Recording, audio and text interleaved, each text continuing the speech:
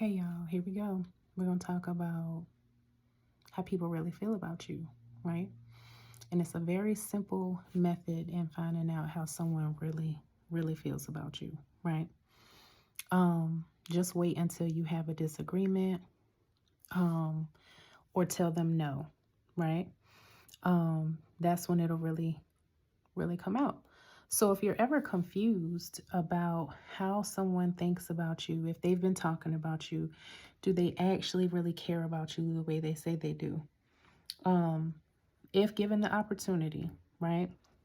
If you guys have a disagreement or difference of opinions, or you're just not able to do something they want you to do and you have to tell them no, that's when you'll know. It works every time, right? Um, this video is not about anyone in particular, but it is for everyone in particular. I've seen it many times in my life. People that I know have dealt with it. It could be the simplest misunderstanding or disagreement, or just you not being able to do something that this person wants you to do. And that's when you'll really find out. That's when you'll say, okay, now I see the true characters coming out, right? And people will start to bring up like old stuff or stuff that doesn't even have anything to do with the current situation. And that just means that they have been feeling this way and wanting to say these things for a while. And this current situation was just the catalyst, or maybe the straw that broke the camel's back, whatever you want to call it. But, you know, that's when you'll know. That's when you'll know. And it's unfortunate that people aren't being real, right? They're in your life as long as you're saying yes, as long as you're providing. And it doesn't even have to be financially or physically. It could just be a listening ear, right?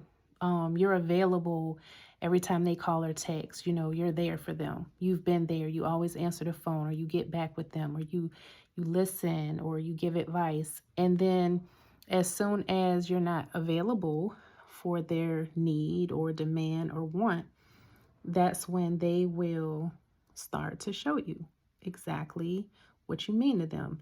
If someone can be understanding or give some compassion or grace and say, hey, hey, I appreciate you at least considering that, no problem, no big deal that you can't do it, or hey, I'll just find another, avenue, or hey, I hope all is well with you and that you're not going through anything, because I know you normally do help me out. They're not saying anything like that. They're upset that they can't get whatever this thing is that they want, right? I've probably done it, right? I've probably done it before I was emotionally intelligent enough to know that people have a right to say no. People have a right to not be available to you all the time. People have the right to change their mind, right? And one of the biggest lessons for me was with my own father, right? Before he passed, I can remember being in a jam, like in a real jam, and called my dad for help, and he didn't help me, right? And I used to think that, something was wrong, or like, does he really love me? Why does he want to see me suffer? This is messed up.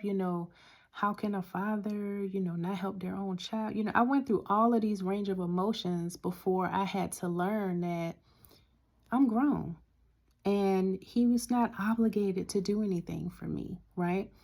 And he had his own stuff going on. A person is not required to explain to you either why they're not going to be able to help you. Like they say, no is a complete sentence, but we struggle with that. I know I still do. I'm going to over explain something. If I can't do something for somebody, I'm going to be like, I'm sorry, I really wish, I could, but this thing is going on, or I haven't been feeling well, or I just don't have the time or the money. I'm giving them all of these things, and it's like, they don't care. All they heard was that you're not going to do it. So anything you say after that is just going to sound like an excuse. So even I struggle with no being a complete sentence because it sounds so final, right? It sounds kind of uncaring and it's not very warm. Like, hey, can you go with me to this thing next week? No, it doesn't sound finished, right? And if it's someone you really care about, obviously you can give them a little more context. Hey, I've already got plans or whatever. My car is not working, whatever, right? But if it's someone that you have already suspected that is just kind of taking, and using, and it's never really turned around to your good, no is a complete sentence. And the more that you stand on that and just tell them no without explaining yourself, right? Or making the excuse or giving the reason, they'll be less likely to keep coming and asking you things because they do kind of need to know that this is final and you don't owe them an explanation, right? You're not obligated, right?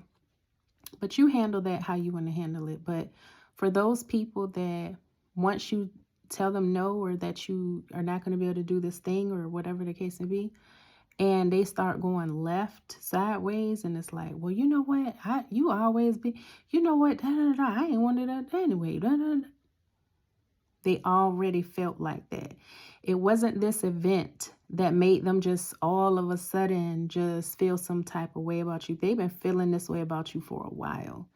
And so now that you are armed with the knowledge of how they really feel about you, now it's up to you to go ahead and remove that person from your life. That's it. That's it.